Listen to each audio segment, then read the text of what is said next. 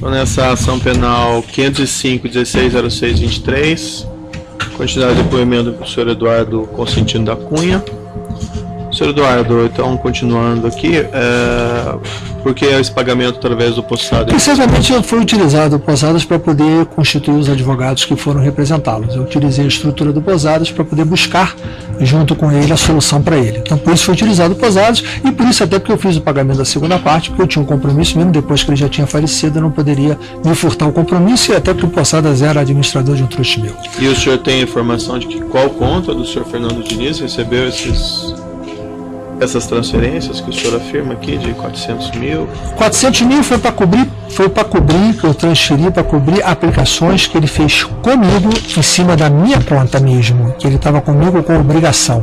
Então eu cobri o prejuízo dessas aplicações e ele assumiu o prejuízo. 600 mil dólares foi para transferir. 400 o senhor mandou para uma conta? Mandei para a minha conta do Trust Orion, que estava em Nova York.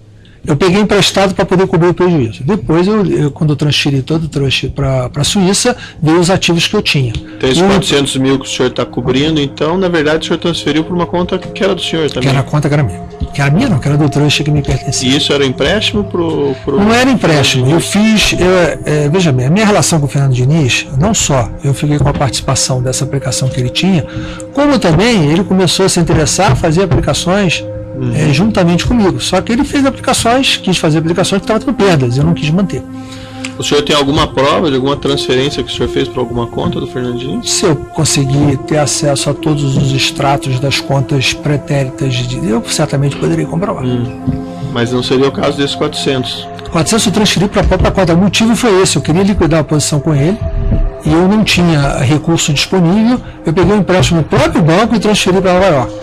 Não tem muito sentido eu transferir 400 mil dólares e depois receber de volta ativos e dinheiro. Transferir porque era uma coisa específica para poder atender uma situação emergencial para poder zerar a posição dele. Alguma dessas transferências da conta Orion é uma transferência em favor do senhor Fernando Diniz? Não. Esses 400 foram para Orion Nova York. A partir daí da Orion Nova York foram liquidados operações de aplicações que estavam deficitárias, as quais eu queria liquidar, e para liquidar eu precisava pagar. Consequentemente, eu precisei utilizar isso. Então, se o Fernando Diniz ficou me devendo 600 mil dólares, mais 400 mil dólares, mais 500 mil dólares, me ficou me devendo $1,5 milhão de dólares. O que aconteceu com o seu Fernando Diniz? Ele me deu uma garantia. Qual era a garantia? O seu Fernando Diniz detinha uma offshore que detinha um imóvel em Brasília. O offshore chama-se Camellia House. Essa offshore dele, Camellia House, é a proprietária de uma residência no Lago Sul, na QL 10, conjunto 5, casa 20. Consequentemente, ele me deu como garantia a documentação referente a essa offshore para que eu pudesse me ressarcir. Fernando Diniz morreu, essa garantia que ele me deu, eu deixei naquele momento no exterior. Eu detinha, não cofre, mas eu detinha arquivo, que inclusive, se pegar as despesas, não sei se da Hora ou da Triunf, tem pagamento de arquivo debitado, Secur Archive. E no arquivo eu deixei a documentação, não só o que eu tinha de documentação em contratos de trust, como também a documentação do seu Fernando Diniz em garantia daquilo que nós definimos como o débito que ele tinha. Que se fosse calcular o débito, talvez fosse até maior, porque se eu fosse calcular os juros daquilo que foi perdido, daqueles valores do Madoff, teria sido muito maior. E foi pactuado alguma taxa de interesse? Zero. Não houve taxa de interesse nenhuma pactuada, simplesmente o débito. O Fernando Diniz morreu, eu recebi, e quando eu recebi, eu destruí. Enfim, numa das viagens que eu fiz, depois de 2013, não sei se 2013 ou 2014, eu efetivamente tirei, e o arquivo ele foi desativado, depois que eu bloqueei, que eu dei procuração ao advogado suíço, ele desativou o arquivo, recuperou, enfim, não tinha praticamente mais nada lá, mas desativou o arquivo. E, enfim, então o senhor não tem contrato? Não, eu tive com ele um contrato de garantia desse valor. Eu recebi, eu destruí. Não tinha razão nenhuma de manter uma obrigação que já não mais existia. E o senhor lembrou de fazer a declaração desse empréstimo como dívida nos seus impostos de renda? Esse empréstimo era dívida contra o Trust, não era dívida contra a Média, dívida contra a Oreo. Ele não era dívida contra Eduardo Cunha. E o patrimônio da Oreo ele não me pertencia. As pessoas que constituíram esses trusts, eles participaram dessa negociação do empréstimo? As pessoas que constituíram o trust, certamente, a constituição do empréstimo não tem condição de dizer, mas sabiam do crédito, porque efetivamente a documentação acabou sendo de conhecimento deles. Mas a decisão de fazer esse empréstimo e receber essa a decisão é minha. Até porque eu já tinha colocado os recursos antes de o Trust Ori ter sido constituído. Lembrando que o Trust Ori foi constituído em 8 de maio de 2007. E foi feito algum contrato com o Trust, então? Não, o Trust só tinha informação que eu detinha um crédito. E isso era uma garantia, não era um contrato de empréstimo também? Não, era uma garantia. Certo. E o senhor achou que o senhor também não precisava declarar isso no seu imposto de renda? Porque era uma garantia em nome do Trust. Na realidade, a garantia pertencia ao Trust.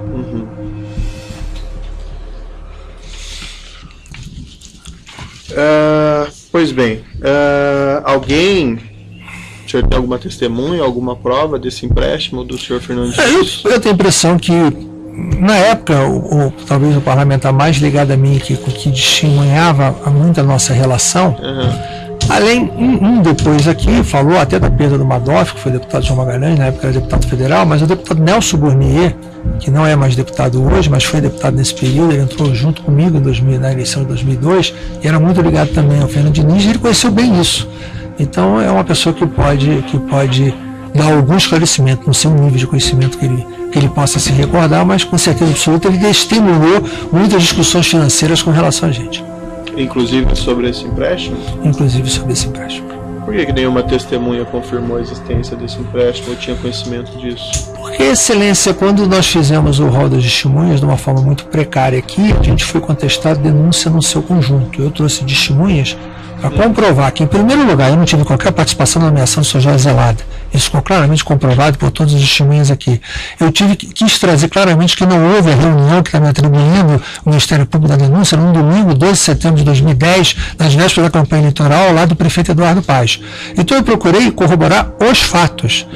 Esse é um fato relevante? Não, esse é um fato relevante, mas nesse momento eu não me recordei que eu teria que trazer uma pessoa que pudesse. Quando eu constituí na pressa, essa denúncia foi contestada aqui por mim dentro da carceragem da Polícia Federal, precariamente, como advogada que tinha deixado a causa naquele momento, porque ela não está estabelecida aqui em Curitiba, e o Dr. Marlos e o Dr. Rodrigo assumindo a causa naquele momento. Assim, foi uma fase conturbada, eu não tive.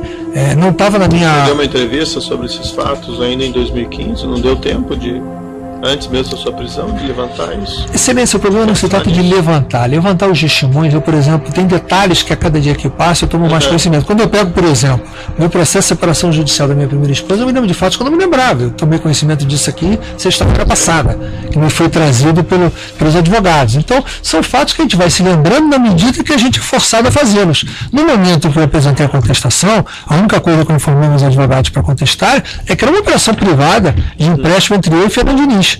A nossa preocupação foi trazer o filho dele para poder depor, que veio aqui e acabou não falando. Enfim, foi trazer quem pudesse. O senhor mencionou, o filho dele não tinha conhecimento desse empréstimo? Evidente que teve. Porque ele não quer falar da offshore que tem a casa, não quer falar da conta bancária do pai no exterior da qual ele é beneficiário. É por isso que tem que, inclusive, pedimos em diligência o inventário para ver se tem alguma coisa declarada no inventário. Porque o filho dele ficou muito próximo de mim depois da morte do pai dele, muito mais do que ele possa falar. Até porque, efetivamente, o que aconteceu? Quando o pai dele morreu, a vida do pai dele era muito desorganizada, eu percebi isso depois, e muitas orientações eu fiz. Primeira coisa que ele fez, ele passou a ter uma disputa com a ex-união estável que o pai dele tinha no momento, que acabou expulsando da casa, teve registro de boletim de ocorrência, o irmão dela quebrando ele havia retirado documentos e aquilo que tinha dentro do apartamento que o pai vivia. A partir daí, com esses documentos que ele tinha, ele sabia exatamente que o pai, sobre esse ponto, o pai deixou claro que tinha um compromisso. Quando faleceu o senhor Fernando Diniz? O senhor Fernando Diniz faleceu, se não me engano, em julho de 2009. Ele foi fazer uma cirurgia sem comunicar para ninguém, para tirar uma íngua na virilha, numa sexta-feira de noite, às 11 horas, num consultório. Teve uma parada cardíaca e morreu. O senhor conhece o senhor João Augusto Henrique Rezende? Eu conheci o senhor João Augusto, claro que agora no Complexo de Penal ele está do meu lado, então com uma convivência quase que diária. Mas eu conheci o senhor João Augusto Henrique uma única vez, que talvez eu mesmo já tive oportunidade, já que ele está do meu lado, eu já li o depoimento dele, já tive oportunidade, inclusive até de falar isso para ele. Quando ele foi indicado para ser diretor da Petrobras, naquele momento, todos aqueles que eram indicados circulavam em algum momento ali pela liderança do PMDB. Nesse momento eu fui apresentado a ele, certamente, não tenho a menor dúvida com relação a isso, mas não tinha relação com ele. Eu nunca soube que o dinheiro tinha sido depositado pela conta dele, nunca tive com ele depois desse momento, ele nunca me falou nada. Então, não tenho que contestar a parte do depoimento dele que ele fala sobre isso. Eu só faço esse reparo que talvez a memória dele tenha falhado, que eu fui formalmente, talvez, apresentado a ele. Quantas vezes o senhor esteve com ele?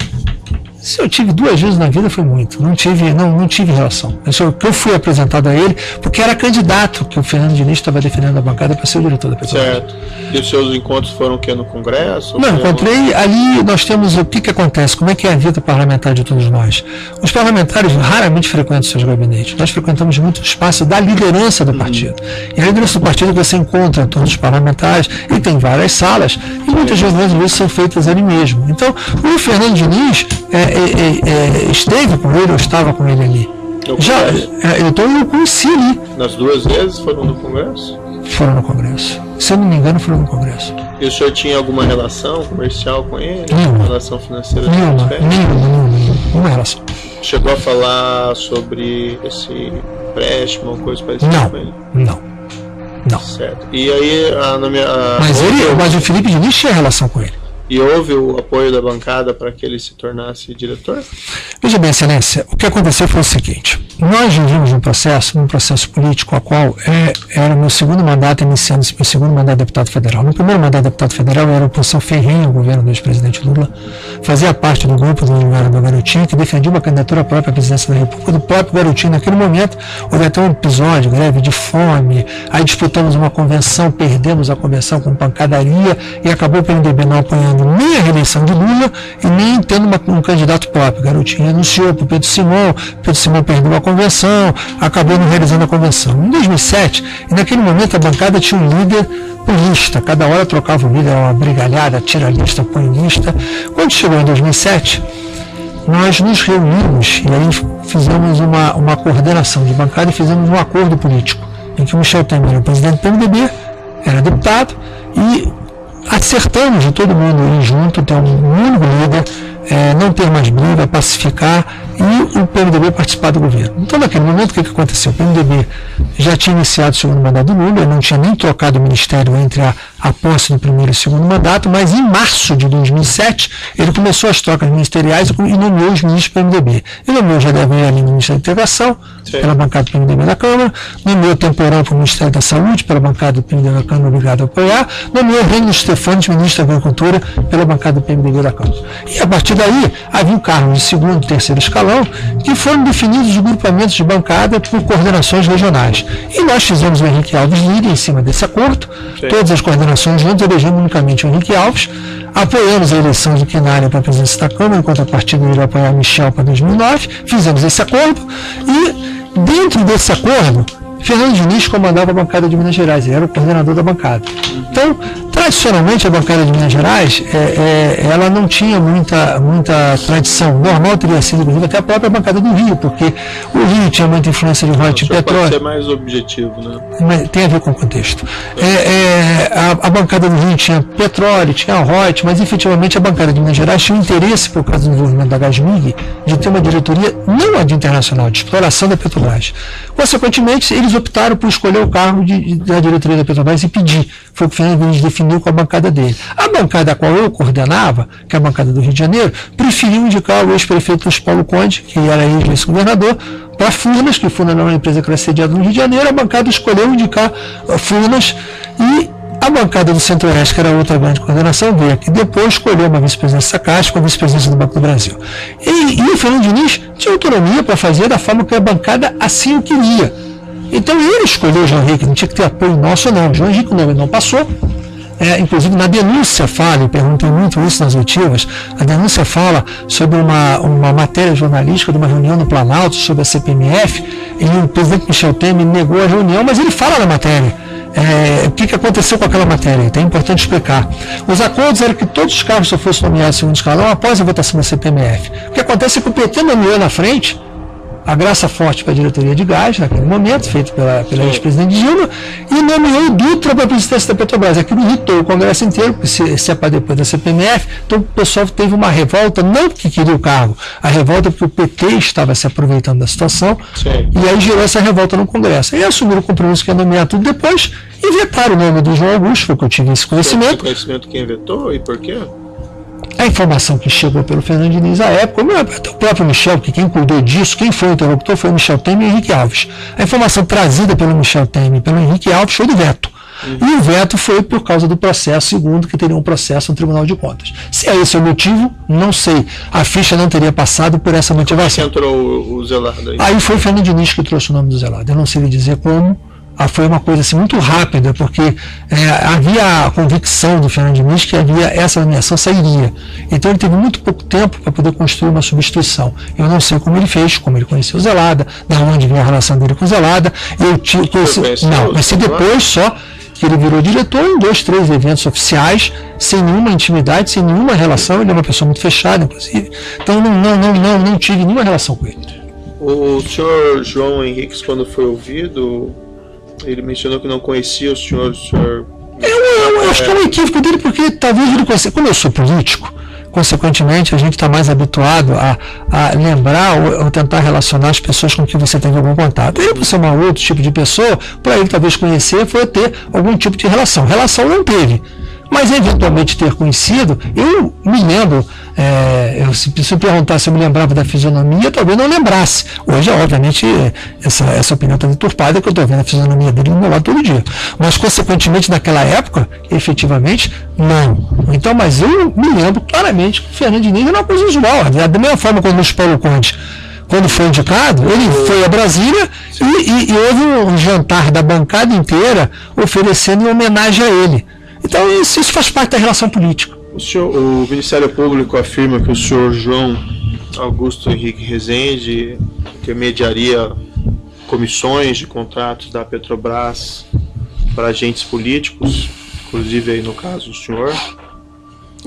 O senhor tem algum conhecimento, ou tinha algum conhecimento? Eu não tenho nenhum conhecimento e acho, inclusive, muito estranho duas coisas, que eu tive a oportunidade de ler algumas peças. Em primeiro lugar, essa mesma palavra é falada contra da outra ação penal que ele foi condenado, que eu tive a oportunidade de ler a sentença, em que não tem nenhum agente político ali vinculado, como tendo recebido, nem comprovado naquele momento.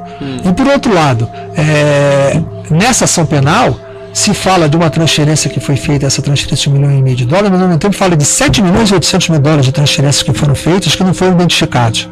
Quer dizer, não havendo identificação dos $7,8 milhões, os seus possíveis beneficiários, nós estamos escolhendo somente a quem processar. Essa ação penal está sendo dividida.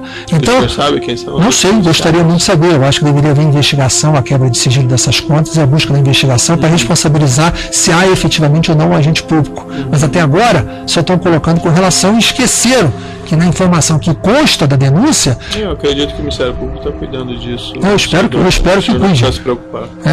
Até porque eu não gostaria, até porque seria efetivamente uma nulidade, uma divisibilidade da ação penal.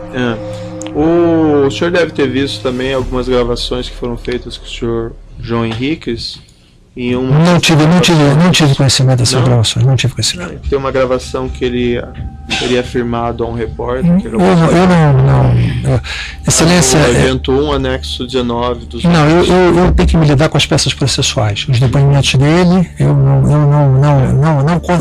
não considero, nem tenho razão nenhuma para comentar supostas entrevistas ou qualquer coisa do gênero. Eu tenho que lidar com as peças processuais. Mas ele afirmou nesse caso que ele tinha que pagar um percentual para o PMDB. Vossa Excelência já teve a oportunidade de interrogá-lo, pode ser que Vossa Excelência tenha obtido alguma explicação além da que eu não tinha colocado. Agora, eu não tenho conhecimento que ninguém do PMDB tenha tido qualquer tipo de remuneração a ele. Só quem poderia responder a isso, qualquer coisa do gênero, seria o próprio Fernando Diniz, que já é falecido, que era o responsável pela sua indicação. Então eu não tenho condições de poder afirmar, mas eu não tenho conhecimento. Por que esse pagamento que o senhor recebeu, o empréstimo o senhor disse que era de 2000 e... a partir de quando que o senhor teve essa relação, Fernando? Desde 2003. E ele faleceu em 2009, pelo que o senhor disse? Não, pelo que eu disse não, ele faleceu em 2009. E esses créditos na sua conta vêm em 2011? 2011. Eu tinha garantia comigo, como eu disse, o filho dele o depoimento do João Augusto, ele confere nesse ponto, porque foi o filho dele que me comunicou que havia sido feito o pagamento. Então, se o filho dele me comunicou, o filho dele sabia. Por que nesse momento específico, 2 anos depois? Porque o filho dele tomou conta de todas as situações envolvendo ele. Fernando Diniz tinha créditos com muitas pessoas. Ele se encarregou de cobrir os débitos de Fernando Diniz e também reaver os seus créditos e tentar acertar a situação da família dele, que estava muito conturbada. Consequentemente, ele tem, como eu falei, a Softshore, que é detentora de uma residência. Ele tinha essa conta no exterior. Se eu não me engano, eu não tenho absoluta certeza, mas acho que era o Banco Barclays. Mas eu não tenho absoluta certeza. E o senhor deu alguma quitação desse empréstimo? Não, eu destruí o documento de garantia. Tá, mas e uma quitação de empréstimo? Não preciso quitar, porque se foi executado, eu executei aquilo que tinha sido. Eu destruí o que tinha de documentação, não precisava quitar. Equivale a uma quitação à destruição.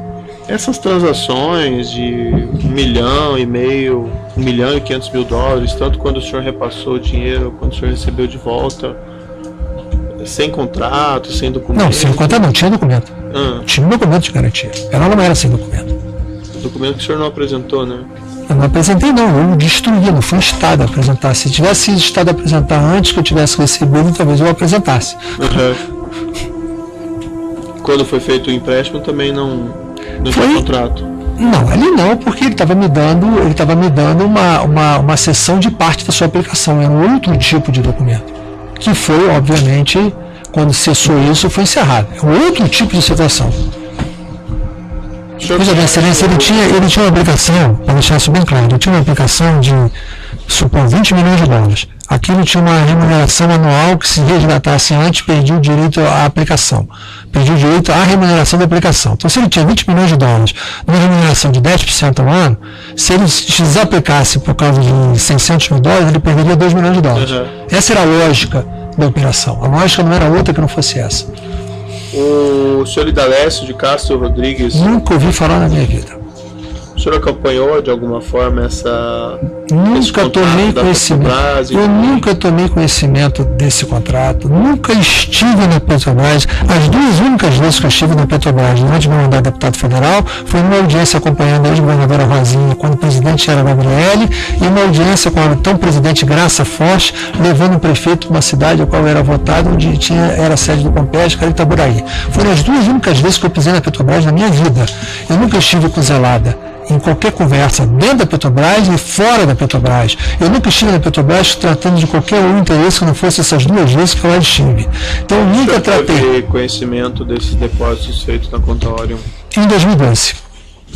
Com a confirmação só em 2012, quando o banco me informou. Foi a partir daí, inclusive, que houve a decisão de ter um e-mail para que eu pudesse ser informado quando situações como essa acontecessem. E mais, se Vossa Excelência quebrou o sigilo desse e-mail, e foi colocado como um grande mérito do Ministério Público a obtenção do anexo com as 4 faturas da transferência desse valor, é importante realçar que esse e-mail ele é 30 dias depois do bloqueio. Ele é de maio de 2015. E nesse mês de maio de 2015, há uma resposta, uma pergunta, pedindo que se informe se teve mais transferência. Não, só foram essas e foram na hora. Ou seja, é a corroboração, inclusive, que não houve qualquer outro depósito da conta que não fosse esse depósito. O senhor mencionou há pouco que o senhor Felipe Diniz teria avisado o senhor quando desses pagamentos. O senhor pode me explicar como é que o senhor ficou sabendo, então, só em 2012? Não, a confirmação do banco só em 2012. Ele avisou, já foi providenciada a solução do pagamento. Tá bom. É uma coisa que para mim era uma coisa absolutamente... eu não tinha... Não deu detalhes, nada? Então, não.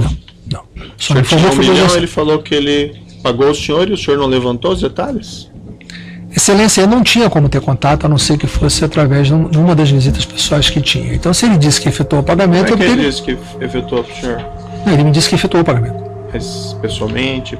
Pessoalmente, ele estava comigo várias vezes pessoalmente, pelo menos assim uma vez por mês, ou a cada 15 dias ele me visitava, ou ele me encontrava, ele falava dos problemas, inclusive porque quando houve a morte do pai dele, o Michel Temer, então era presidente da Câmara, concedeu a pensão de deputado para a união estável que ele estava do pai dele. Aí houve começou uma briga judicial. Ele devolveu esse dinheiro de $1.500.000. E na ocasião o senhor não perguntou como foi feito, onde foi feito? Não, onde foi feito? Ele falou? Não, ele falou que foi feito. Ele falou, foi feito o pagamento na conta indicada. Na conta? Na conta indicada. O senhor que indicou a conta? A conta ele já sabia. Ele já sabia. Quando o pai dele faleceu, na documentação que ele obteve do pai dele, já tinha esses detalhes. E o senhor levou um ano para confirmar, daí? Eu levei um ano para ter para mim. Se ele falou, eu não me preocupei, não preciso me preocupar em confirmar. Até porque, Excelência, de 1.500.000 dólares? Excelência, não mudaria em nada a situação. A aplicação caberia ao trust fazê-lo se fizesse. Eu tinha minha forma anual de fazer. Para mim não alterava em nada. Mas não tinha dúvida. Você se preocupou em verificar se ele não, eu verificava no momento que eu tinha a forma de verificar. E qual era o momento? Quando o banco assim o procurava, o trust procurava para prestar contas. E o senhor não podia tomar iniciativa também? Alguém depositou 1.500.000 para o senhor? Eu tinha 5 milhões de dólares, então não era isso. Eu não estava precisando do dinheiro para pagar nenhuma despesa, o dinheiro pertencia a um trust, não pertencia a mim, ele ia ser aplicado, o objetivo era objetivo outro, era patrimonial. Então não era um dinheiro que eu recebo na conta e tenho que fazer o pagamento da conta de luz no outro dia. Não era isso que estava acontecendo. E mais, se Vossa Excelência também pegar os extratos, vai verificar que não houve qualquer aplicação do recurso pelo banco, nem o chamado money market. Porque aí não foi mexido no dinheiro. O dinheiro só foi mexido quando estava sob a administração do juiz VAR. Porque mesmo assim, o banco ou o trustee não quiseram aplicar. Eles não aplicaram, eles mantiveram o saldo. Geralmente, quando você mantém um recurso em caixa, como se chama, e se você não está fazendo nenhuma aplicação, o mínimo que você se faz é manter no chamado money market, que é o antigo Open Night aqui, que tem em todos os países com os títulos da dívida pública. Nem isso foi feito no recurso. A movimentação dele só se deu quando transferiu para a Netherton em 2014.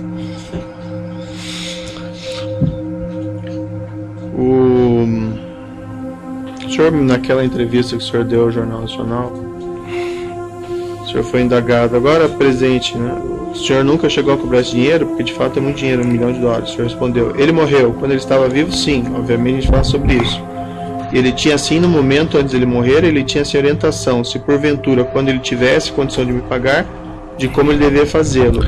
Ele tinha assim a conta, ele tinha o trust, ele sabia que eu devia previamente avisar o trust e o trust deveria concordar. Excelência, eu dei várias entrevistas e foram muito maiores as informações do que essa questão. Eu não tenho condição de reconhecer o que eu falei ou deixei de falar numa entrevista, e certamente ela foi ditada e não contém a integralidade do que eu falei. Então eu não vou responder a entrevista, eu vou responder ao fato. O fato que está aqui, que é o momento processual, é esse. A informação que eu estou lhe prestando. Então, essa afirmação que o senhor previamente. Eu não quero considerar a informação que aí está, porque eu não sei se ela é verdadeira ou se não é, se a transcrição é, se eu falei mais coisas e ele não colocou. E outra coisa, existe uma situação da posição política que está sendo colocada, que você, quando fala para um telespectador, quando você fala para um leitor, você tem que falar numa linguagem que possa mais ou menos ser compreensível. Existe a situação jurídica que eu tenho que dar a explicação correta daquilo que aconteceu. E eu estou no momento responsabilizado penalmente, tem que dar explicação jurídica, não tem que responder a entrevista, eu tenho que responder as peças processuais. Certo, é que existe aparentemente uma contradição aqui. Eu não vou considerar como contradição, Excelência, não faz parte do processo a entrevista. O senhor disse que recebia... Excelência, não faz parte da denúncia. O senhor disse que deveria previamente avisar o trust. Excelência, eu não reconheço a entrevista como parte processual, ela não faz parte da denúncia. Então eu não quero nem entrar no mérito, não é questão de se é ou não é. Eu prefiro não responder à entrevista. Ele está instruindo os autos, tá? Só vou lhe informar que está no... Não faz parte da denúncia. Inquérito policial 29, evento 2. A denúncia não pode se basear em matéria jornalística. A denúncia tem que se basear nos fatos que estão colocados. Só dando a oportunidade para o senhor esclarecer. Eu não vou esclarecer. Certo. Já deu os 30? Não, né? Tá. Não, só um pouquinho aqui mais.